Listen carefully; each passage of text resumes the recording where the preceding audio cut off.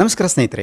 ಸಾಮಾನ್ಯವಾಗಿ ಎಲ್ಲರ ಮನೆಗಳಲ್ಲಿ ಆಲೂವೆರಾ ಅಥವಾ ಲೋಳೆ ಸರವನ್ನು ಬೆಳೆಸ್ಕೊಂಡಿರ್ತೀರ. ಆದರೆ ಈ ಲೋಳೆ ಸರ ಹೂ ಬಿಡೋದನ್ನು ಎಷ್ಟು ಜನ ನೋಡಿದ್ದೀರಾ? ಹೌದು ಸ್ನೇಹಿತರೆ, ಈ ಲೋಳೆ ಸರ ಕೂಡ ಹೂ ಬಿಡುತ್ತೆ. ಆದರೆ ಇದನ್ನು ನೋಡಿರೋರು ತುಂಬಾ ಕಡಿಮೆ.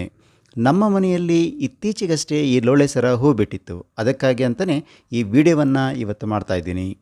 ಈ ವಿಡಿಯೋದಲ್ಲಿ ನಿಮಗೆ ಲೋಳೆ ಸರ ಯಾವಾಗ ಹೂ ಬಿಡುತ್ತೆ, ಲೋಳೆ ಸರ ಹೂ ಬಿಡೋ ಹಾಗೆ ನಾವು ಏನೇನು ಮಾಡಬೇಕು, ಈ ಲೋಳೆ ಸರ ಹೂವಿನ ಉಪಯೋಗಗಳೇನೇನು, ಆಮೇಲೆ ಈ ಲೋಳೆ ಸರದ ಹೂವನ್ನು ನಾವು ತಿನ್ನಬಹುದಾ, ತಿನ್ನೋದಾದರೆ ಯಾವ ಯಾವ ಎಚ್ಚರಿಕೆಗಳನ್ನು ತೆಗೆದುಕೊಳ್ಬೇಕು, ಹೀಗೆ ಈ ಲೋಳೆ ಸರದ ಹೂವಿನ ಬಗ್ಗೆ ಎಲ್ಲ ವಿವರಗಳನ್ನು ನಿಮಗೆ ಕೊಡ್ತಾ ಹೋಗ್ತೀನಿ. ಈ ವಿಡಿಯೋವನ್ನು ಎಲ್ಲೂ ಸ್ಕಿಪ್ ಮಾಡದೆ ಕೊನೆವರೆಗೂ ನೋಡಿ.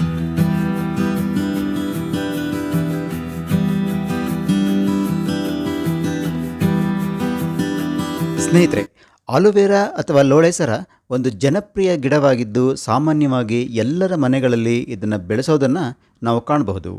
ಆಯುರ್ವೇದ ಔಷಧಿಗಳಲ್ಲಿ ಅತಿ ಹೆಚ್ಚು ಉಪಯುಕ್ತ ಹಾಗೂ ಬಳಕೆಯಲ್ಲಿರುವ ಈ ಆಲೂವೆರಾ 20ಕ್ಕೂ ಹೆಚ್ಚು ಖನಿಜಗಳನ್ನು ಹೊಂದಿದೆ. ಮನುಷ್ಯನ ದೇಹಕ್ಕೆ 22 ಅಮೈನೋ ಆಮ್ಲಗಳು ಬೇಕಾಗತ್ತೆ. ಇವುಗಳಲ್ಲಿ 8 ಅಗತ್ಯ ಅಮೈನೋ ಆಮ್ಲಗಳು ಸಹ ಸೇರಿಕೊಂಡಿದ್ದಾವೆ. ಯಾಕಂದರೆ ಈ 8 ಅಮೈನೋ ಆಮ್ಲಗಳನ್ನು ದೇಹವು ತಯಾರಿಸೋದಕ್ಕೆ ಆಗೋದಿಲ್ಲ. ಅವುಗಳನ್ನು ನಾವು ಹೊರಗಿನಿಂದಲೇ ಪಡಿಬೇಕು. ಆಲೂವೆರಾದಲ್ಲಿ ಈ ಎಲ್ಲ 8 ಅಮೈನೋ ಆಮ್ಲಗಳು ಇದ್ದಾವೆ. ಅಷ್ಟೇ ಅಲ್ಲ, ಆಲೂವೆರಾದಲ್ಲಿ vitamin A, vitamin B1, B2, B6, B11, vitamin C ಮತ್ತು ವಿಟಮಿನ್ ಇ ಕೂಡ ಇವೆ. ಆದ್ದರಿಂದ ಈ ಆಲೂವೆರಾ ಮನುಷ್ಯನ ಆರೋಗ್ಯದ ದೃಷ್ಟಿಯಿಂದ ಹೆಚ್ಚು ಪ್ರಾಮುಖ್ಯತೆಯನ್ನು ಹೊಂದಿದೆ. ವಾಸ್ತುಶಾಸ್ತ್ರದ ಪ್ರಕಾರ ಕೂಡ ಆಲೂವೆರಾಗೆ ವಿಶೇಷ ಸ್ಥಾನ ಇದೆ. ಪೂರ್ವ ಅಥವಾ ಉತ್ತರದಲ್ಲಿ ಇದನ್ನು ಬೆಳೆಸೋದ್ರಿಂದ ಮನೆಯಲ್ಲಿ ಧನಾತ್ಮಕ ಶಕ್ತಿ, ಸಂತೋಷ, ಸಮೃದ್ಧಿ ಹೆಚ್ಚಾಗತ್ತೆ ಅನ್ನೋ ನಂಬಿಕೆ ಇದೆ. ವಾತಾವರಣವನ್ನು ಶುದ್ಧೀಕರಿಸುವ ಗುಣ ಇರೋದರಿಂದ ಋಣಾತ್ಮಕ ಶಕ್ತಿಯನ್ನು ಇದು ತೆಗೆದುಹಾಕತ್ತೆ. ಹೀಗೆ ಮನೆಯಲ್ಲಿ ಬೆಳೆಸಿಕೊಳ್ಳುವಂತಹ ಆಲೂವೆರಾ ಹೂವನ್ನು ಕೂಡ ಬಿಡುತ್ತೆ ಅನ್ನೋ ವಿಷಯ ತುಂಬ ಜನಗಳಿಗೆ ಗೊತ್ತಿಲ್ಲ. ಹೌದು ಸ್ನೇಹಿತರೆ, ಆಲೂವೆರಾಗೆ ಸೂಕ್ತ ಸೂರ್ಯನ ಬೆಳಕು ಹಾಗೂ ಉಷ್ಣಾಂಶ ದೊರೆತರೆ 4 ವರ್ಷಗಳ ನಂತರ ಈ ಹೂ ಬಿಡುವ ಸಾಧ್ಯತೆ ಹೆಚ್ಚಾಗಿರುತ್ತೆ. ಒಂದು ವೇಳೆ ನಿಮ್ಮ ಆಲೂವೆರಾ ಹೂ ಬಿಟ್ಟರೆ ನೀವು ಅದೃಷ್ಟವಂತರೇ ಸರಿ ಅಂತ ಅನ್ಬೋದು. ಮನೆಯಲ್ಲಿ ಒಳಭಾಗದಲ್ಲಿ ಬೆಳೆಯುವಂಥ ಆಲೂವೆರಾ ಹೂ ಬಿಡುವ ಸಾಧ್ಯತೆ ಬಹಳ ಕಡಿಮೆ. ಸರಿಯಾದ ಸೂರ್ಯನ ಬೆಳಕು ಸಿಕ್ಕಲ್ಲಿ ಆಲೂವೆರಾ ಹೂ ಬಿಡುವಂಥ ಸಾಧ್ಯತೆ ಇರುತ್ತೆ. ಕೊಳವೆ ಆಕಾರದ ಕೆಂಪು, ಹಳದಿ ಬಣ್ಣದ ಹೂವನ್ನು ನೀವು ಇದರಲ್ಲಿ ಕಾಣಬಹುದು. ಸಾಮಾನ್ಯವಾಗಿ 2ರಿಂದ 3 ವಾರಗಳವರೆಗೂ ಈ ಹೂವು ಹಾಗೇ ಇರುತ್ತೆ. ನಂತರ ಈ ಹೂವನ್ನು ತೊಟ್ಟಿನ ಬುಡಭಾಗದಲ್ಲಿ ಕಟ್ ಮಾಡಬೇಕು.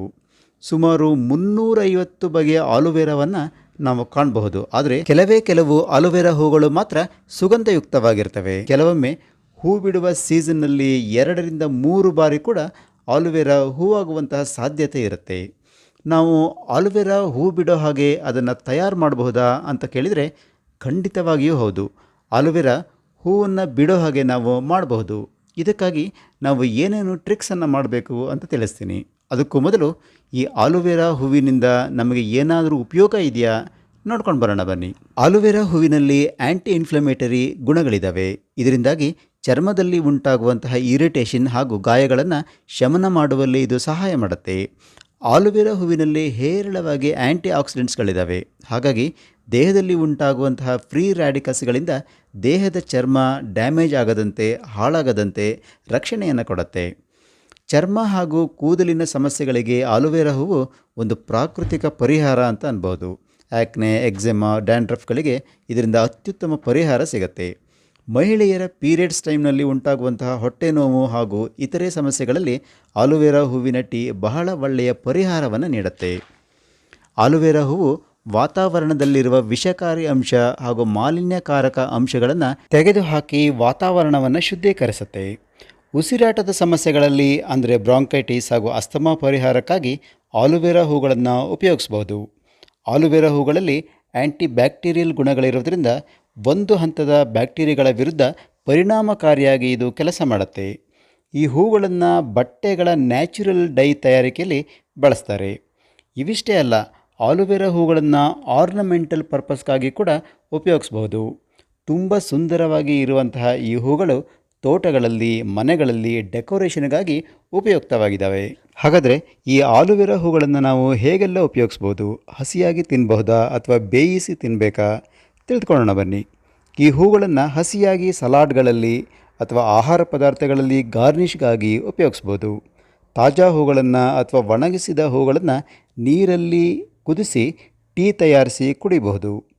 ಹೂಗಳನ್ನು ನೀರಲ್ಲಿ ನೆನೆಸಿಟ್ಟು ನೀರನ್ನು ಕುಡಿಯೋದ್ರಿಂದ ದೇಹದಲ್ಲಿ ಫ್ರೆಶ್ನೆಸ್ ಬರುತ್ತೆ. ಒಣಗಿಸಿದ ಆಲೋವೆರಾ ಹೂಗಳನ್ನು ಜೇನುತುಪ್ಪದ ಜೊತೆ ಸೇರಿಸಿ ಕಫ್ ಸಿರಪ್ ತಯಾರಿಸ್ಬೋದು. ಈ ಹೂಗಳನ್ನು ಉಪಯೋಗಿಸಿ ಮನೆಯಲ್ಲಿಯೇ ಜಾಮ್ ಹಾಗೂ ಜೆಲ್ಲಿಯನ್ನು ತಯಾರಿಸ್ಬೋದು. ಈ ಹೂವುಗಳನ್ನು ಉಪಯೋಗಿಸಿ ಸೂಪ್ ತಯಾರಿಸಿ ಕುಡಿಬಹುದು. ಇದರಿಂದ ಅಧಿಕ ಪೋಷಕಾಂಶಗಳು ದೇಹಕ್ಕೆ ಸಿಗ್ತವೆ.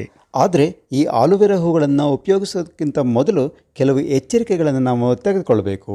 ಯಾವ್ಯಾವು ಅಂತಂದರೆ, ಸಾವಯವ ರೀತಿಯಲ್ಲಿ ಬೆಳೆಸಿರುವಂತಹ ಯಾವುದೇ ಕೀಟನಾಶಕವನ್ನು ಉಪಯೋಗಿಸದೇ ಬೆಳೆದಿರುವಂತಹ ಹೂಗಳನ್ನು ಮಾತ್ರ ಉಪಯೋಗಿಸಬೇಕು. ತಿನ್ನೋದಕ್ಕೆ ಮೊದಲು ಹೂವಿನ ಕೆಳಭಾಗದಲ್ಲಿರುವ ಕಹಿಯಾಗಿರುವ ಹಸಿರು ಭಾಗವನ್ನು ಬೇರ್ಪಡಿಸಬೇಕು. ಪ್ರಾರಂಭದಲ್ಲಿ ಈ ಹೂವನ್ನು ಸ್ವಲ್ಪ ಪ್ರಮಾಣದಲ್ಲಿ ಸೇವಿಸಿ. ಏನಾದರೂ ಅಲರ್ಜಿ ಉಂಟಾಗುತ್ತಾ ಅನ್ನೋದನ್ನು ಪರೀಕ್ಷಿಸಿ ನಂತರ ಉಪಯೋಗಿಸ್ಬೋದು.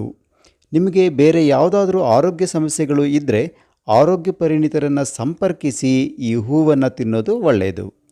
ಸ್ನೇಹಿತರೆ, ಹಾಗಾದರೆ ಈ ಆಲೋವೆರಾ ಗಿಡ ಹೂ ಬಿಡಬೇಕು ಅಂದರೆ ನಾವು ಏನೇನು ಮಾಡಬೇಕು ನೋಡೋಣ ಬನ್ನಿ. ಆಲೋವೆರಾ ಗಿಡ ಹೂ ಬಿಡಬೇಕು ಅಂತಂದರೆ ಕಡಿಮೆ ಅಂದರೂ ಅದಕ್ಕೆ 4 ವರ್ಷ ಆಗಿರಬೇಕು. ಅದರಿಂದ ಸಹನೆಯಿಂದ ನೀವು ಕಾಯಬೇಕಾಗತ್ತೆ.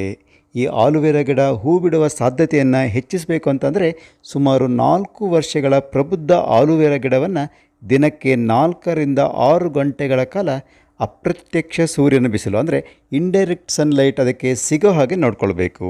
ಆಮೇಲೆ ಓವರ್ ವಾಟರಿಂಗ್ ಅಂದರೆ ಅಗತ್ಯಕ್ಕಿಂತ ಹೆಚ್ಚು ನೀರನ್ನು ಇದಕ್ಕೆ ಹಾಕಬಾರ್ದು. ಅಂದರೆ ಪ್ರತಿದಿನ ನೀರನ್ನು ಹಾಕುವಂತಹ ಅವಶ್ಯಕತೆ ಇಲ್ಲ. ಒಮ್ಮೆ ನೀರು ಹಾಕಿದ ನಂತರ ಮಣ್ಣಿನ ಮೇಲ್ಭಾಗ ಡ್ರೈ ಆದಾಗ ಮಾತ್ರ ನೀರನ್ನು ಹಾಕಬೇಕು. ಚಳಿಗಾಲದಲ್ಲಿ ನೀರನ್ನು ಕಡಿಮೆ ಹಾಕಿ ಬೆಳವಣಿಗೆಯ ಕಾಲದಲ್ಲಿ ಹೆಚ್ಚು ನೀರನ್ನು ಇದಕ್ಕೆ ಹಾಕೋದು ಒಳ್ಳೆಯದು. ಆಮೇಲೆ ಗಿಡದ ಕೆಳಭಾಗದಲ್ಲಿ ಬಲ್ಬ್ಸ್ ಅಥವಾ ಪಪ್ಸ್ ಅಂದರೆ ಸಣ್ಣ ಸಸಿ ಅಂತೇನಿರುತ್ತೆ, ಇದನ್ನು ನೀವು ಕೀಳ್ತಾ ಇರಬೇಕು. ವಾತಾವರಣದಲ್ಲಿ ತಂಪು ಬಹಳ ಇದ್ದಾಗ ಅಂದರೆ ಮೋಡ ಕವಿದ ವಾತಾವರಣ ಏನಾದರೂ ಇದ್ದಾಗ UV ಲ್ಯಾಂಪನ್ನು ಬಳಸಿ ಆಲೋವೆರಾ ಗಿಡಕ್ಕೆ ಬೆಳಕನ್ನು ಆಮೇಲೆ ಬೆಚ್ಚಗಿನ ವಾತಾವರಣವನ್ನು ನೀವು ನೀಡಬಹುದು.